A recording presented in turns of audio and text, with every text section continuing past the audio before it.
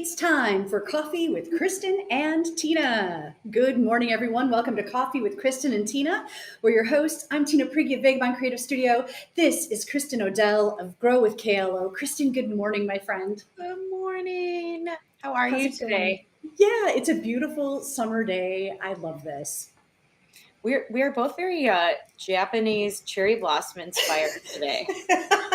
But I have you to thank for this. So, you guys, before we started the show, I'm just wearing like this, khaki colored shirt. And Kristin was like, it's hard to tell whether or not you're wearing a shirt. So I quickly put this Japanese happy coat on. Hopefully you realize I am not doing this show naked. I mean, it would be fine if you did. I mean, maybe. But I suppose no one would be the wiser, but I think I'd be uncomfortable. We would really, really be the coolest coast if you had a nude talk show. I'm not participating. Stand by. Yeah. Okay, on to other things. Talking about the coolest coast. Okay, Kristin, we see this big body of water. Lake Michigan is incredible. It's like our most valuable asset. I think it's one of the reasons that I keep, being drawn to live here. And recently, photographer Becky Schott posted some images. She deep dove in Lake Michigan and got amazing shots of some of the shipwrecks that are part of the Shipwreck Coast National Marine Sanctuary. I think let's share some of these because the shots are incredible. And it's so strange to think when you look out at the lake that this is down below. Right. So I've got to give my girlfriend Raisa credit. She sent me the link and said, does Jason and Tina know about this?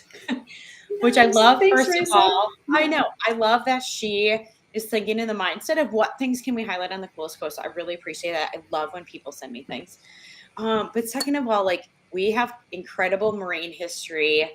There are songs and books and all kinds of things written about the ships that have sank, not just in Lake Michigan, but the Great Lakes. And there is some really cool marine sanctuary related stuff here. You guys, these pictures are so cool. Look at this. And because of the cold water, I understand it's the cold water that helps preserve it so well, because this ship is called the Vernon and it sank in 1887 and it's in about 200 feet of water. Yeah. I mean, it looks like it came down and maybe things have been living on it very happily, but otherwise it's completely undisturbed. It's just amazing. So the Vernon is located near Sheboygan. But I mean, this is close to us. Yeah. Look at the inside of this ship. Yeah. Every board, everything is there. When I was reading the comments about this, I believe this was the engine room. I mean, just unbelievable. And the thing is, this is down below. Now, this is 200 feet, so we're nowhere near it when we're swimming or playing on the surface. But still, it blows my mind that when you look out, you would never suspect what lies below. Right. Can you put that last picture up really quick? I just want to comment on it. So this was in the comments. Look at the scroll work on the front of this boat or this vessel. So this is wood carving in the very frontmost portion of this ship. And look at how well it's preserved there. You can kind of just see it. It's those white pieces, but just stunning. So listen, Becky Schott, liquidproductions.com. She's got a Facebook page. There are pictures of the Christmas tree, the Great Christmas Tree ship in Two Rivers. So they were just south or just north of Manitowoc, also shooting right off of our lakeshore, the Christmas tree ship, which you can learn about at the little museum in Two Rivers as well. Just mention that they have tons of pictures and information about it, but really, really cool stuff. And if you take a look too, look at the size of the diver for scale. And I just have to say, at 200 feet, there is no natural light. It is dark, it is cold, and it is spooky down there, especially in Lake Michigan. So my deepest respect for not only these gorgeous shots, but for doing what it took to get those shots. Right. I think they were using rebreathers. I think they were wearing dry suits. But to go down that deep, I've dived on a wreck before, and it is spooky. When you descend through the water, and then all of a sudden there's this looming shadow, and it's kind of a graveyard in a sense. It's spooky. And so to see these shots, I am super impressed. Right. So, and I mean, when you say graveyard, The history in the Vernon is there was one survivor. Everybody else passed in the sinking of that ship. So, I mean, it really is a sacred space. And what an incredible, we had some amazing summer weather last week. And I know those conditions, that bright sun that beamed all day, like a lot of those things allowed them to get those shots. I think that was last Friday. So beautiful. And I can tell you, we were at Red Arrow Park with Raisa last Friday. We spent the afternoon there. The water was freezing. What? It was cold. Like, you think the air is 90, like perfect beach days. It was freezing. The kids swam. We didn't. We just cooled our feet off because the air was warm. But yeah. Well, and another thing too, when a diver goes down to those depths, like pretty much any depth past 30 feet, but definitely 60 feet, 100 feet, 200 feet, when you rise back up, you have to plan for decompression. You have to take decompression stops. So, total respect to these photographers for this amazing work. Yeah. I'm just so thankful. I think it's so cool they had the right conditions to get shots like that. And I'm excited for her. I'm sure that doesn't always happen, especially on the Great Lakes. Like, there's probably a lot that has to happen. But so go check her page out. Go follow them because it will be worth your time. Yeah, I would love to see what other work that they've done. Okay, speaking of photographs, I was really lucky because I got to take pictures at my longtime best friend's wedding this weekend. She was so beautiful, but as I was looking through the thumbnails, I just have to put this up because look at the story that just the thumbnails tell. Look, it starts off, there's they're getting ready to cut the cake. They're trying to figure out the right position. I'm not sure what happens when she's surprised, but then all of a sudden, look at where the knife goes and they Yeah, tell me more about this. They had such a good sense of humor. So she, every once in a while in an ordinary life, you find true love, right? So I'm so happy because she now has that in her life, right? And so they had a wedding. It was beautiful. It was really cool too because meeting her significant other's family and their friends and to hear the glowing reports they had of her just warmed my heart. Like me, her sister, her friends here, of course we know her and we love her and we feel that way. But to hear it from a third party was super cool. Yeah. How long have you guys been friends? Since we were 14. Oh my gosh, that's incredible. I know. And you know what? They got married in just outside of Chilton. There's this little church. I had never heard of it. Had you, Kristen? It's actually a wedding chapel. It's called St. Martin.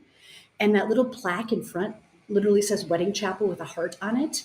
So it's no longer a Catholic church and it's specifically used for weddings and that kind of special event. It is beautiful. What a beautiful place to get married. It looks so calm there. Yeah, and I had no idea. So in case our viewers are wondering, are you regularly a wedding photographer? Are you for hire? I mean, we could talk, but it's not my favorite. There's just so much pressure because things happen and they don't happen again. Yep. Yeah. Okay, there you go, viewers.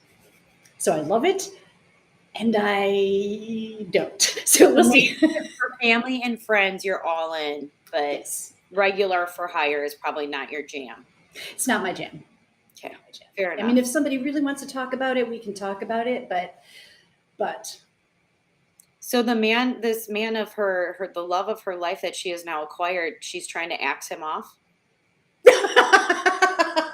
They were just having so much fun. It was awesome. Did she cut the cake like this? No. They cut it very traditionally. But it's just so funny because looking at the thumbnails, this fun little interlude happened. And then they went back to the very pro look. I love it. I'm so glad that you captured that one little moment in time for them. Very cool. Very cool. What else is going on? Oh, tell us, Kristen, what you know about the Vetter Trailhead. So again, I've been out stealing pictures apparently this last week, but my dear friend Heather from Balance on Buffalo went hiking at this place yesterday, the Vetter Trailhead. This is a park in the Manitowoc Park and Recreation portfolio, I guess. I don't have another word for that right now. And I've heard about this park. But she shared the map and some other pictures of this trail, and you guys, it looks awesome. So it's Camp Vitz Park and Vetter Trailhead. And actually, one really cool thing is a young lady that my girls go to school with. She did a service project to build that trailhead, that arch that's over the trailhead. She What? built that. You can Cassidy Wallish is her name, and she did that as a scout project. So kudos to Cassidy because That is it looks cool. awesome. Yeah, way to go, Cassidy. But listen, the pictures, you can bike or hike out there. And a lot of it is those packed trails you saw in the picture. So it's actually like pea gravel, packed nice trails, not just dirt or mulch. And then, Tina, you had a little bit of history on this. So tell us, I know this park, I thought this park was newer. You're like, no, but it's been here forever. So just tell us a little bit about that. Yeah, once upon a time, it was like the a park for the Boy Scouts, but it's been in the city's park list for quite a while. But it was kind of inaccessible. So there was an entrance way down on Parkview Road, but it was plastered with no parking signs. And there was unless you were going to park and hike in like 2 miles to get to the trailhead, you really couldn't get there very well. So the city took it upon itself, and I'm so thankful that they did, to create this entrance, because not only right before this, there's a whole little parking area, there's like a little restroom area. They've really, really done it nice. And, the river runs through this park. I understand the trails are incredible. I'm going to Yeah, wait till there's less mosquitoes to go check it out, but I'm looking I forward know. to it. And it sounds like there is a little bit of terrain, so there is some hills and some variability in there, which is kind of cool. So, if people want to get to this trailhead, where do they go? So this is on Parkview. I don't know if it's Drive or Road. If you come from Manitowoc, it's on the southwest corner. If you know where Fleet Farm is, which is County R and Custer, keep taking Custer west. Before you get to the interstate, you take a right on Parkview Road, and it's just maybe a half a mile up that road on the right. Awesome, very good. Well, go check it out. Yeah, and another thing that's kind of cool that I've heard is that because it's such an old growth forest, it's got such a dense canopy, I've heard that there's not as much underbrush. So, like when you're in there, you can kind of see for a distance, which is a unique experience in a forest. Yeah. So Heather did share some other pictures just with these stunning trees and kind of the sun shining through. She hiked yesterday afternoon or early evening, and it looked awesome. Yeah. Oh my God, I would love to check it out. I will check it out. For sure. So Tina, have you been out when the planes have been flying over? No. Stephen, who sometimes watches the show, I've seen him posting a lot about the EAA, but I haven't seen anything. Have you? Yeah. So, EA started, I think, on Sunday or Monday, and they, I think, use the Manitowoc Airport a lot for landing and taking off and practicing. So obviously, there's a lot of air air traffic control going on right now. But yes, last Sunday, I'm out leading softball practice with my younger girls. So they're third and fourth graders. And a flight of 16 fighter planes in sets of four, they were in a diamond shape, flew over. We were at Lincoln Park, and it was just like the coolest thing. So they were pretty high when they came over. And then they circled around out over the lake, and they came back in, and it literally looked like they were flying over the trees. And it just was loud. I stopped practice. I'm like, girls, you've got to watch this. Like, if you don't ever get to EAA or an air show, you've got to watch this. It was really cool. Yeah, that's so unique to have that opportunity to see that. Yep. Yeah. The other thing we did talk about, the coaches and I talked about, was like, can you imagine? I just take myself to like Pearl Harbor. So I visited Pearl Harbor. I've been to the memorial there. And I think about the idea of seeing these planes like this coming in and just starting to like bomb is all. I know it's terrible. That's what I was thinking of, but I just immediately put myself in that moment. Like, I can't imagine seeing these low flying planes and having that experience. Yeah. Well, I wonder if it is still a negative experience for somebody that has lived through some of those experiences. I Right. mean, now granted, those are pretty long ago, so maybe in living memory, it's Right. not. But yeah, Right. like even air raids, during in London and things like that. Absolutely. Yep. So, and I mean, it's probably unlikely. original pilots are flying those, I'm sure. But these are very talented pilots flying these planes and doing just incredible things with them. And so I feel really, really, I think where it's so cool here on the West Coast that our little airport gets to be a place where they land and take off and practice from, and that we get the benefit of having that here. So Yeah. Could you ever see yourself flying? Like as a like by pilot? myself, Yeah. yeah, I just don't think it's my thing. Yeah. I I don't don't have think an it's my interest thing. in it. Do you? No. No. I mean, I don't like, I've been in a helicopter before and I really like love that experience as a passenger. Like I would totally do that again. I know when Doug and I were on our honeymoon, we like tried to do a volcano tour with the helicopter and they couldn't, like I wanted lava. So I was like, if you can't show me some sort of lava, then I'm not in. And so we didn't end up doing it. Lava or bust. We have parameters. Yeah, I mean, like, this was like a honeymoon thing, but it was like an expensive thing. So I'm like, I'm only signing up for this if you can promise me I will see flowing red lava. But like a helicopter trip along the lakeshore of Lake Michigan or something, like I think like I would be into for that kind of stuff. Me too. But probably not piloting. Yeah. I think there's too much to be responsible for, like from my perspective, you know. Yeah. But, talking about a helicopter flying over Lake Michigan, wouldn't it be cool? Like, I wonder if on a clear day, on a calm day, how far down you can see. I wonder if, from that perspective, if you can get a hint of any of the shipwrecks that are down below. Wow, 100% I'm certain you can. Because there are some you can see from a boat when the water is still. Oh, Mhm. yeah, boat would work I too. think if you look up, I actually think there's some things in Door County when you can go out and see them on a boat tour. That's pretty cool. Okay, entrepreneurs, though, if you're listening, the Manitowoc Airport is right here. Lake Michigan is right there. Wouldn't it be so cool if you could do helicopter tours? I think tourists would be We into want helicopter tours. We want helicopter tours. it. It could be just a summer thing if winter, isn't conducive to it. Right. Gosh, I would sign up. I mean, hey, why not? I would probably, just for the record, I would probably go scuba diving before I would pilot a plane. Yeah, I love scuba diving. Kristen, I think you would enjoy it too. It's Yeah. amazing. I've done it a couple of times just in a swimming pool, and I think it would be fun. My preference, though, like this kind of situation is so cold. So I would prefer someplace like tropical, warm. That's fine. My body agrees with warm and tropical. Hey, we were speaking of traffic control. I was on a country road going out to Chilton. Look at how big that farm equipment is. It literally, not the very first one, but look at the second one. It spans the entire road. Yes. Like, there was no way to get around it. I had never seen farm equipment that big before. Or So maybe the road is just that narrow. Let's just talk about this for a minute. I recently heard that if you're in the country and you're passing farm equipment, you're supposed to honk your horn or make an audible noise when you pass. Have you ever heard of that?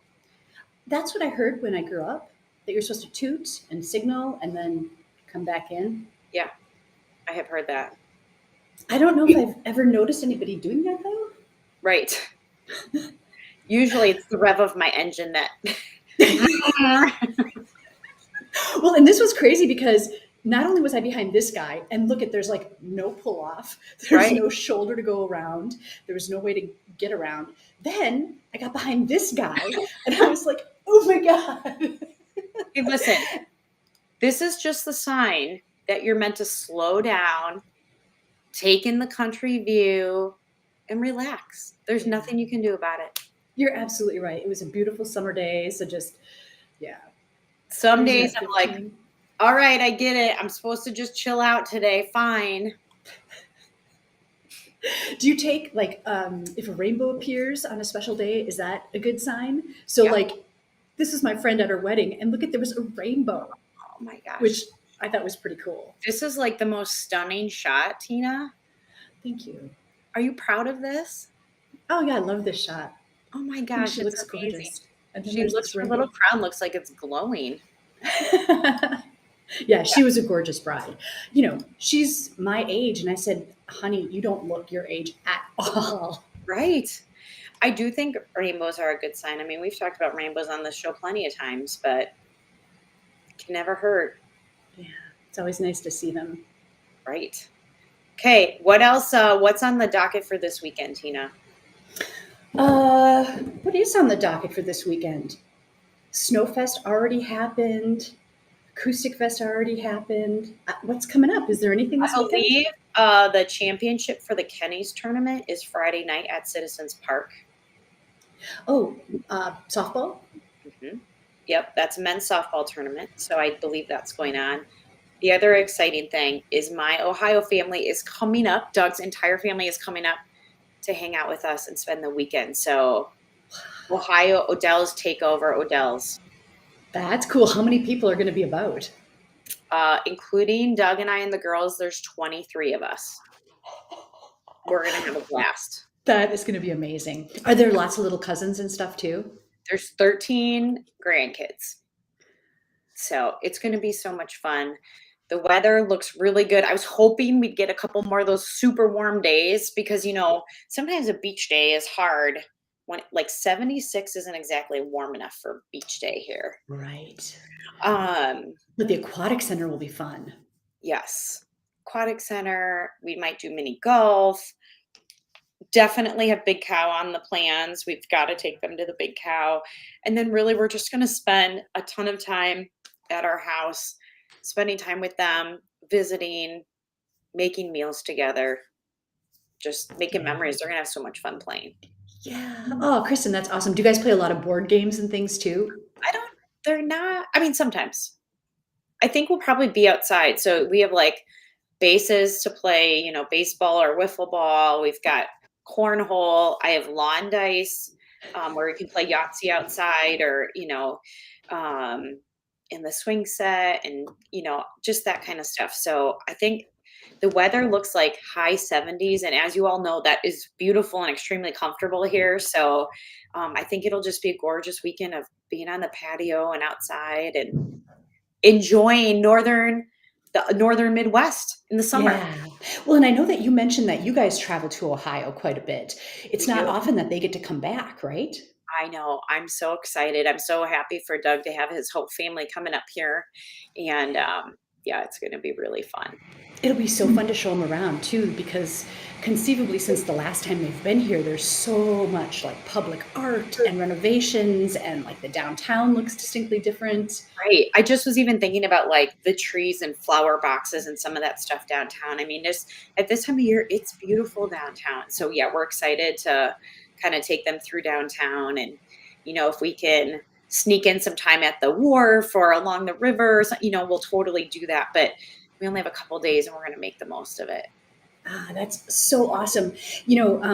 This past weekend, both of my brothers happened to be in town. So we got to get together as a family. And it's just so special and precious because once you become adults, it is hard to coordinate all of those schedules. Right. Okay. What did you do with your brothers? So we ate a lot. Thankfully, Jason one night cooked us all homemade pizzas. And so we just sampled pizzas. We sat outside, talked and talked and talked and talked and talked. We played some games, laughed our butts off. It was great. And then my brother and his wife left for Europe, and my other brother's preparing to go to Germany. So it's going to be a while before we all get together again. Wow. How special for you guys to kind of get that moment in time to get together. Did you play any board games? So we played a game called Cards Against Humanity. Mm-hmm. I'm familiar with that. It's so raucous and just so fun. I mean, it's definitely not for everybody, but for some reason, we have a really good time. One time, my 92-year-old grandmother played with us, and she was just such a good sport, and it really made it fun. Right. Did she understand the context of some of the cards? I think so. and some of them she didn't. Yeah. Cards Against Humanity is one of the games that I don't enjoy playing. So this is where my competitiveness gets the best of me because it's so, I have no other word but asinine sometimes. There's what you pick or what gets picked is really not a matter of like how good of a card player you are. Yeah, it's not playing cards per se. It's really about your ability to play to the judge. Like I've Correct. noticed, like a card might seem hilarious and it might seem hilarious to one person, but if the judge doesn't get it or think, you know what I mean? So you really have Yeah. to like choose based on who the judge is. Right. It is interesting It's and kind of hilarious. like rated R version of apples to apples. Yes. Yeah, that is for those of you who are not familiar with it, that is correct. We played Cards Against Humanity when we were in our younger years, and now because of the delicate ages of our children, it has been shelved. And maybe Yeah. sometime it'll come back out, but yes, it is fun. We do have apples to apples though, and that's we do enjoy playing that. Do you feel the same way about apples to apples as you do about Cards Against Of Humanity? course I do. Yeah. Yeah.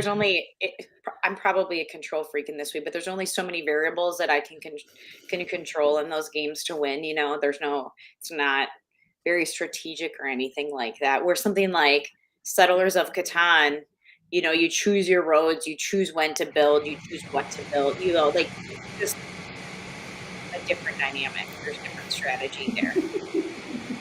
Yeah, my brother also brought a board game called Ticket to Ride, and it's about Yes. building trains like across the continent or across the world. Yes. He had two different versions, and that's fun. That was really fun, and that So requires strategy and planning. yes. So Ticket to Ride is kind of like the precursor game for Settlers of Catan. It's like the kid version, kind of. We have Ticket to Ride. It's a lot of fun. Ticket to Ride is a kid version. That game Yes. is so hard. Hey, the girls and I play it, and they do great with it. But it's a similar thing. You have to roll and buy your trains and make your trails to capture cities, and it's really, really fun. Yeah, but there's planning ahead, but you can't plan ahead too much because if you have, yeah, and then somebody might take your spot, and then you have to like pivot. Oh, it's challenging. And I'm trying to think. There's another version, I think, of Ticket to Ride. I know there's a European version of Ticket to Ride. I wonder if it's a little bit more complicated, but I'm just trying to think about what it is. But yeah, it's fun. Ticket to Ride is a good one. The only Yeah. thing I struggle with for Ticket to Ride, and there might be like a family version, our version, you can only play 4 players at a time. Oh, So, you're a little bit limited in how many. It works out great for the 3 girls and I, but yeah. yeah, sometimes you would need like a double set or something to play with more people. Teak and I pulled out some old games the other day just to pass the time. Spot It. Do you guys play Spot It? I think we've We talked about this. totally play Spot It. We I love love it. Spot It. Yeah. He doesn't because I beat him every game. He can't beat me. But That's amazing. thanks. I wonder what that is. Why? I mean, besides the fact that you're awesome, Thanks. but like, it makes me wonder about the instant. You would think, like, in my mind, he's a kid that has everything instant at his fingertips based on technology. I would think he would whip your butt. Ha, not this time. I used to be really good at Boggle too. I don't know that like quick recognition of things. Maybe it's a skill. I don't know about Boggle, but we play Spot It. We have like 3 different versions of it. We have it in the camper. I think Josie has the Green Bay Packer version of it she got for Christmas last year. That's a fun game for all ages. I love recommending that as a gift because it's just a hoot to play. And I love that it comes with instructions for different ways. Like you could play the game this way, then you could play it this way. So Yeah, we take that to restaurants a lot to play like while we're waiting food because it's like in a tin this big. So, or a little, like we have a waterproof version that's in a little bag that the cards are waterproof. So you can like take it to the beach or take it on a picnic and you don't have to worry about the cards getting wet. But that's awesome. The other old game that we pulled out is called Mastermind. Did you ever play that game? No. So Mastermind, I played it when I was a kid and I loved it. So it's a 2-player game. The first player takes 4 colored pegs and like secretly puts them in any order they want, any color combination they want. Then there's like maybe 20 rows where the opponent takes colored pegs to try to guess what the code is. And then if one of the colors is right, but not in the right spot, it gets marked with a certain color, but so you like have to try to mastermind what the code is by, guessing yourself and then interpreting the responses of the master. Yeah. What's the new Wordle? Isn't that basically like Wordle in the new version? Well, this isn't words at all, Yeah, so it's I don't colors. know. I haven't played Wordle. I think that's kind of how Wordle is you have to like guess the word. And if you have a right letter but in the wrong spot, it gives you like it's yellow, like that letter is right, but it's not in the right spot. And then if you get it in the right spot, it's green, and then you have to try to guess the other ones. And you get Yes, so yes, many yes. guesses until you so Yes, except this doesn't confirm which one is in the right spot. Like it'll okay. say, oh, one of your colors is right and it's in the right spot. One of your Okay. colors is right but not in the right spot. And then you have to like keep figuring out like, okay, oh, it's fascinating. I love this Yes. game. Yeah. I love I love the brain work that happens behind that. I think that it's so, kind of intriguing and engaging for your brain. Yeah. Yeah, fun. All right, awesome. Well, you Okay. guys, we'd love to know if you have any recommendations for games that we should try out.